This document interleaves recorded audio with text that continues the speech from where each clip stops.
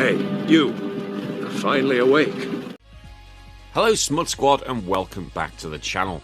The Super Nintendo was always one of my favourite consoles growing up. Although I didn't actually own one, I was able to borrow it off a friend and a cousin a few times. But some of the bosses in these games absolutely kick my ass. So today I'm going to be talking about what I think are the most difficult bosses for the Super Nintendo. Before we go any further, if you think I deserve it, please remember to hit that like, hype and subscribe button, as well as listen to the weekly podcast and join our free Discord. As always, you might disagree with me, you might think there's ones I've not talked about. If that's the case, let me know in the comments below. I always love a good discussion. Right, let's get into it, shall we? The hardest bosses for the Super Nintendo. M.Bison, Street Fighter 2.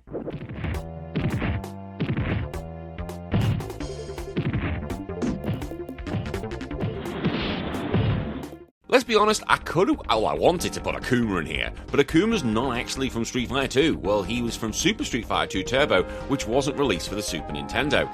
And my word is Bison a son of a bitch. All he does is input read.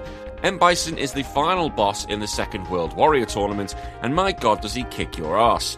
Whilst there are bigger versions of M.Bison that we're seeing in the Street Fighter Alpha, this one is straight up brutal. He input reads, which always doesn't help when it comes to fighting games, and the higher the difficulty, the more of a dick he is. His moves will do so much damage to you, and the idea of him being stun-locked is just an absolute joke. Although, Akuma is much, much worse at this. As I said, Akuma's not in this game.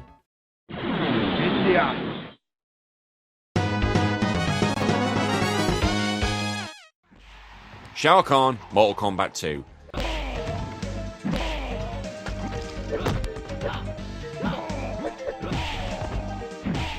Yes, the introduction of Shao Kahn.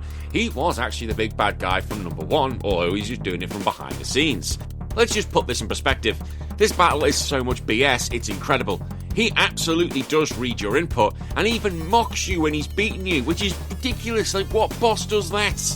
Like, he's sitting there going, yeah, you're a pile of crap and I can absolutely kick your ass. And he will do with his shoulder charge. I think it's like 3 shoulder charges and you're dead, and he can do them in succession. He can basically do 2, mock you, and then do a 3rd one, then throw you in the acid pit, and there you go.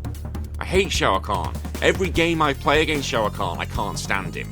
He's a pain in the arse, he's an AI reading bullcrap. And I'm ranting here, but I don't like the guy.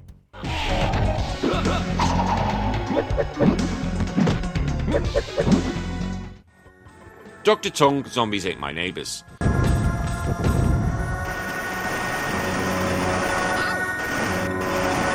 Now, to get to this point, I had to save state dramatically. Yes, I didn't do this as a kid, I did this as an adult. But this boss is so hard, let alone just getting to the final boss is a challenge in itself. Dr. Tongue decides he doesn't want to fight you in his human form, he's going to turn into a giant tarantula, this big purple thing. And the problem is that there's no real pattern to it. He's just flying around all over the screen, he's spitting out spiders and webs to slow you down, and it's just a pain in the backside to do, and he's an absolute bullet sponge. So I hope you saved your best weapons throughout the game, because if you didn't, you've got no chance. And don't even bother using the password system to get there, because you won't have all the best weapons you need to fight this thing.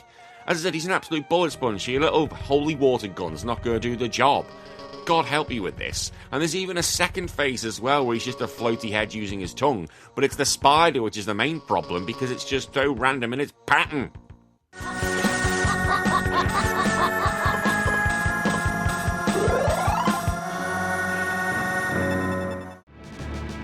Dracula, Castlevania X.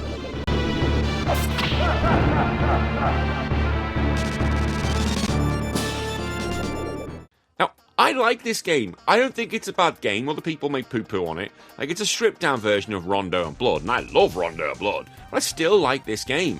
The only thing which really ruins it is this final boss against Dracula, because it's the whole platform set up, it's just stupid. It's ridiculous.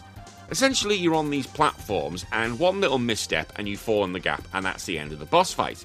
But Dracula himself will teleport from one to the other, sending fireballs left, right, centre. If you do manage to beat Dracula, he goes into his second form, like his true form, and that's even more of an arsehole to deal with, while you're still trying to deal with the platforms, and also these blue flames he's now shooting out.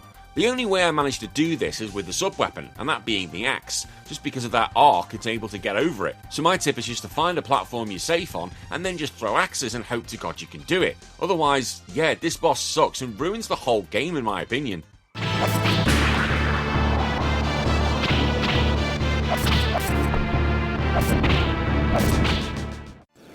Culex, Super Mario RPG.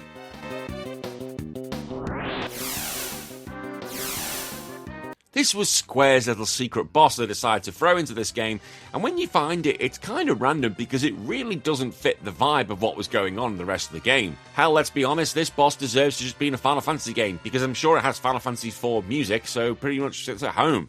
Culex doesn't really fit with anything that's going on here, and is definitely the hardest boss in the game. There are 4 elemental crystals that you gotta kinda deal with first, and they all have devastating attack patterns. But to beat this boss, you've got to have strict planning and the right equipment. And yes, I have been able to do this without cheating before anyone has a go at me. But once you get the right planning, you'll be fine, but go into it unprepared, you've got absolutely no chance. But it still feels weird, like Mario just walking up into the world of Final Fantasy going, what the f is going on here? First I was facing an overgrown tool set, and now I'm fighting what could be the devil. Literally the devil. It doesn't belong in my world. Either way, it's still a nice little thing they put in, so well done, Square.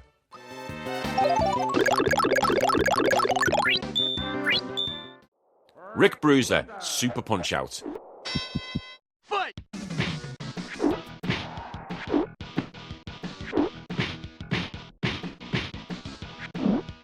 Now, people can sit there and go, oh, I can do the Super Punch-Out games, and no problem, because it's pattern recognition. That's what it is. It's not a boxing game, it's a pattern recognition game, disguised as a boxing game. But the Bruiser brothers are incredibly difficult, Rick being the big brother, and definitely the harder one. And I get scared when I see that people can do this. I see people can do this in 7 seconds, which is terrifying, because I can't. No chance can I do this, boss. You've got to memorise the attack patterns and when it's actually safe to jump in, because if you don't, you're going to get absolutely destroyed. I mean, easily. He'll knock you down with a 1-2 combo and put you down the mat quicker than you can say, well, dead. And you may get one more shot at it, and that's the end of it. Because, yeah, this boss is incredibly difficult.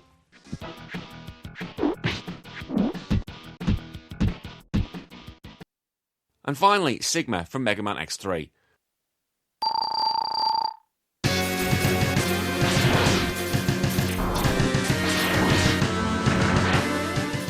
I love the Mega Man games, I think they're awesome, and 1, 2, and 3, fantastic games.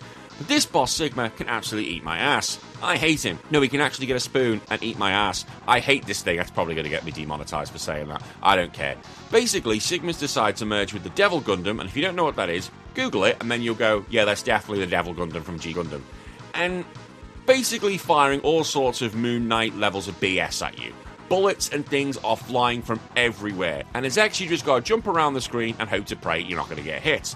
The problem is actually trying to hit Sigma, because if you're going to do it, you've got to hit him in this tiny hitbox, his head. And not just his head, his face. If you can't aim for the back of his head, that doesn't work. You've got to hit directly at his face. And it is the tiniest little thing ever. Tiniest little hitbox. Considering the size of the thing, that's the hitbox. I just couldn't believe when I got to the final boss of X3, I was like, this is it? This is what I've got to defeat? This is insane! Like, I've been absolutely annihilating the bosses up until this point. Get to this thing. I was like, what is this? It absolutely ruined my holiday when I was up in Melbourne. It was ridiculous. I was on the Gold Coast, meant to be having a good time with the family, but no, Sigma decided to ruin it.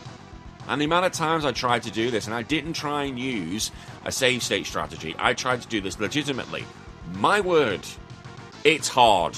It's very, very hard, and it's simply just because the levels of BS that is flying around and the almost perfect jump shot you need to do every single time. The developers at Capcom were not being nice when they made this boss at all. Don't like him. And that's it. What I think are the hardest bosses for the Super Nintendo. As I said at the beginning of the video, if you think there's ones I've missed, let me know in the comments below, and I want to hear from you. Until then, I'll see you all in a few days. You take care of yourself. My name's been Danny. Follow your dreams.